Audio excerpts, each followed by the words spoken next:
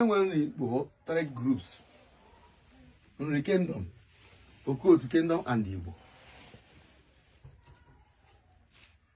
Adazi nnukwu, Ichida, Osumenyi, Abanato, Ikenga, and rest of them. And that ndị Okotu. Eji akpọ ha igwurube Okotu. Oh, hi.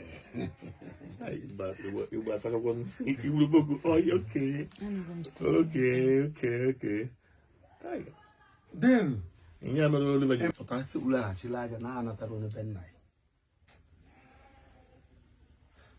Now, when so many things unu ga na watch. Abịakwa, o nwere ihe ga-agụ agịda. Ị ma na Nnewi niile mụrụ nwa dị ala na Nnobi. How? Ka ị si mara? Anụtala Edo na Nnobi. Thank you. Edo anwa abụghị Nzewi nụrụ ya izizi. Onye nụrụ dị ụmụ nwakọtara mma.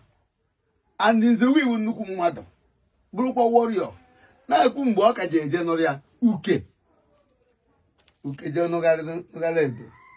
Nzewi wee si Nnewi wee bụrụ ọgụ. Wee gbute obejide ruo nwaanyị gba ọtọ ọdọrịa were megịnị. Ọdọrịa etu ahụ. Uke wee gba ọsọ. Uke wee gba ọsọ. O wee dọrịa gbara ọdọrịa. Edo wee pụta wee bee akwa. Wee ṅụọ iyi na-aga efe dịka efe arụsị. Na onye ọbụla bụ onye Nnewi na-akpa ka eje na-awa. Ọ ya ka Nnewi ji agba nkwụ. Akpa ka Nnewi na-akpa awa. Ọmaliko. So na-ewekwa n'iwe na nna akụ maka bụ ụlọ. Nnewi niile bụ nwa dị ana na Nnobi. Because and ọ ga-eweta link between Nnobi and Nnewi. Very big link. Aka ma family edosipụta na Nnobi tata. Ndị amargo na ọ bụ mmadụ. O wee tinye ada ya nwaanyị according to history. Ya ji egosi ya n'ọhịa ebe dị otu a. Mana o gosi ya na ewere ọsọ gbarataba. Ọ bụrụ ha na ọnụ ka ihe na-ada. Ihe na-ekwere ya n'azụ. Nke ahụ wee na-esi ike. Ihe na-emekọta gburugburu ebe ọ na-aba osi. Ọ tọọ na otu a mmiri buchara ya. Otu a ka o si dị Adanli.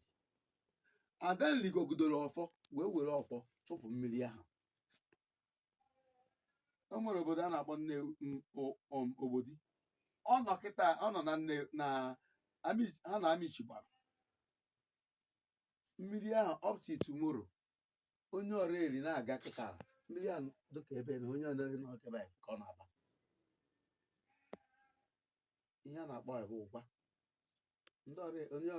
Onye ọrụ eri cross over ka ọ ka na-echela ọgụ.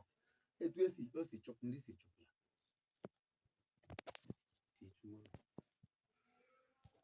So, anyị bụ ihe mana ọnwa dị ana great grandchild Igbo. Mana ndị izuru the first pyramid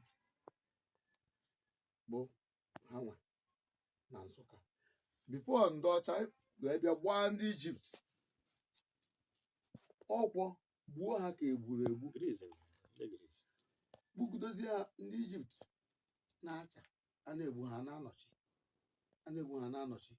Emegide at the end a na-akpọzi na Ijipt bụ ndị ọcha. Ijipt ahụ ndị ọcha. Ijipt ndị ojii. Take it or leave it. And ka ndị ọcha ha bịaziri destroy ya through Britain kwu. Destroy ya nke dị na Nsụka nazie na Ijipt rụọ ya. On Ijipt ewezi pyramid kịta. Investigate. Haziluzie na da. So, engineer brief this down for you to know. All great grandchild Igbo. Mbọsị anyị jere 2013. Anyị nọ na hall ndị Igwe n'Ọka. Enwere Adama. ya osote eze nwee maka eze nri adapụtakwa anyhow